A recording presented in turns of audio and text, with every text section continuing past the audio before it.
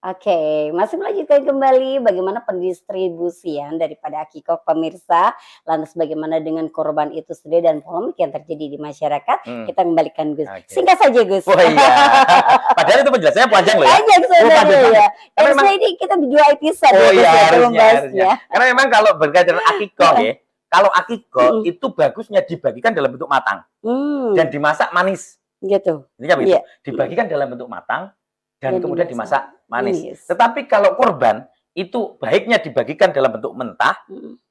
bagian dalam bentuk mentah. Nah, adapun pendistribusiannya, siapa saja yang boleh makan, nah, ada ketentuan. Mhm. Apakah semua yang berkorban kemudian tidak boleh makan? Kadang-kadang kita yang pahami kan begitu, nggih. Iya, iya. Kalau kamu korban, kamu nggak Nggak boleh boleh makan. makan, iya, Padahal iya. ada perbedaan antara korban itu korban nazar ataukah korban sunnah. Nah, dan kalau apabila hewan korbannya itu dinazarkan, maka haram bagi orang yang berkorban dan orang-orang yang wajib dia beri nafkah untuk memakannya. Itu kalau nazar, ya. Jadi misalnya saya bernazar, saya nanti kalau lulus, anak saya lulus misalnya, atau anak saya hafal Quran misalnya, saya akan berkorban misalnya, itu kan menjadi korban nazar. Anak saya lulus, kemudian saya berkorban nazar, maka saya dan orang-orang yang berhak menjadi tanggungan nafkah saya itu tidak boleh makan. Saya, anak-anak saya, istri saya, dan orang-orang yang menjadi tanggungan saya. Itu kalau nazar. Tapi kalau sunnah, loh, berbeda. Yeah. Untuk korban sunnah diperbolehkan bagi orang yang berkorban untuk memakannya. Bahkan disunnahkan untuk memakan sebagian dari daging korban tersebut untuk mengikuti sunnah Nabi. Jadi boleh, malah kita ngambil sedikit, sedikit, kemudian yang lainnya dibagikan. Nah, jika adalah korbannya tatawuan sunnah, maka daging korban dapat dibagi 3 bagian. Kalau sunnah, gitu. Tadi kan ada 2 korban, gitu. Iya. Ada korban nazar dan korban sunnah. Jadi kalau korban sunnah, yang korban boleh makan sebagian. Sebagian dibagikan. Nah, kalau yang sunnah tadi daging misalnya bisa dibagi 3. Dibagi 3 itu bagaimana? Sepertiga dari daging korban untuk orang yang berkorban. Namun, yang lebih utama bagi orang yang berkorban adalah mensedekahkan semuanya. Jadi sebetulnya dia berhak untuk sepertiga. Tetapi, baiknya dia sedekahkan semuanya. Kemudian yang sepertiga daging korban, dihadiahkan kepada kaum muslimin yang kaya dalam bentuk, misalnya, it'am. Dalam bentuk makanan. Jadi, untuk orang-orang kaya. Ini sepertiga. Baru yang sepertiga, sepertiga lagi, bagaimana ini sepertiga?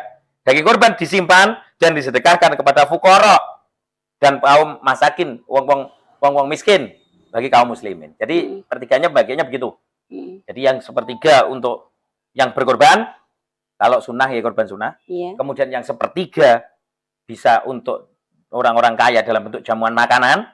Kemudian yang sepertiga lagi untuk orang fakir miskin. Betul, itu pembagiannya. Oke, baik. Sebenarnya kalau kita membahas untuk korban ini waktunya memang tidak cukup betul, ya, kalau betul, satu jam Gus ya. Baik, tapi singkat saja Gus, sebenarnya kalau kita memaknai dari Idul Kurban ini, hikmah dan makna berkurban bagi kita kaum muslimin dalam Islam itu apa? Nah, sebetulnya kalau kita mendalami, lebih mendalam berkaitan dengan korban adalah pelajaran yang berharga tentang bagaimana kita mendahulukan perintah Allah daripada rasa cinta kita kepada dunia, rasa cinta kita kepada keluarga. Sehingga perintah Allah jauh lebih didahulukan daripada hal-hal yang lainnya. Allah dinomorsatukan, jangan Allah dinomorduakan. Iya. Subhanallah, luar biasa sekali. Dan besok kita perlu bikin episode 2 ya. Kayaknya begitu ya. Karena sudah lagi nanti pemirsa lebih lengkap sekali mendalami tentang sebenarnya apa Hari Raya Kurban itu sendiri. Namun karena keterbatasan waktu kita Gus, sebelum kita akhiri seperti biasanya kita akan berdoa bersama-sama terlebih dulu ya dibimbing Gus Riza agar apa yang kita sampaikan hari ini bisa bermanfaat bagi pemirsa semuanya. Monggo silakan. Al-Fatihah. Bismillah.